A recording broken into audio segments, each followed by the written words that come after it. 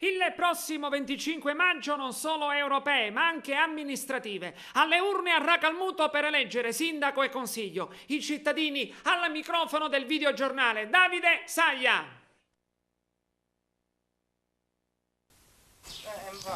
Questo è il discorso.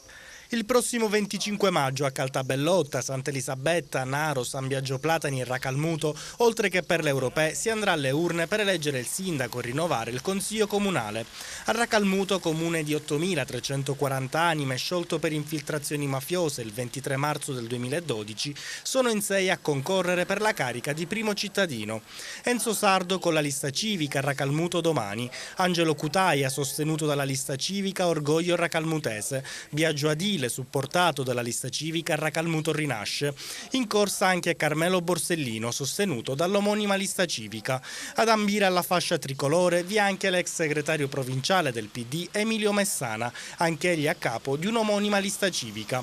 Unico simbolo partitico tradizionale che figura a queste amministrative racalmutesi è quello del Movimento 5 Stelle, a sostegno di Luigi Falletti. Abbiamo sondato l'opinione pubblica del paese di Leonardo Sciascia per capire quali sono le priorità e quali gli auspici dei cittadini per il prossimo futuro di Racalmuto. Cosa si auspica lei? Cosa vuole per il futuro di Racalmuto? Quando si è interessato per Racalmuto per il bene, non per il male. Noi vogliamo il bene di Racalmuto, siccome io sono imparato a fare del male, non del bene. Cosa chiede lei al prossimo sindaco di Racalmuto? Sicurezza, lavoro. Il lavoro, la sicurezza e i servizi che funzionano. Prima di tutto un po' di arredo urbano perché siamo in cattive condizioni. Poi un po' di spazio per i giovani perché i giovani sono lasciati allo sbaraglio. E poi una buona circolazione. Lavoro e rispettare le leggi. Che passano le leggi, fece un referendum quando si vendevano l'acqua e invece l'acqua sarà venduta lo stesso.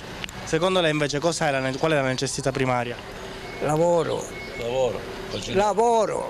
Di risollevare le sorti del paese, spero. Intanto dare una sistemata a tutto quello che ci circonda, perché è uno sfascio completo.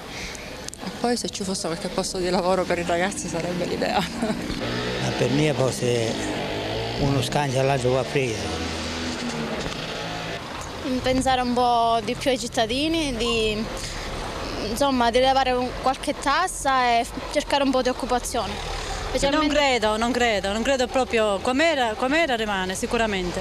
Che possa funzionare meglio la macchina burocratica comunale, nulla di che. Secondo lei qual è la necessità primaria per Racalmuto?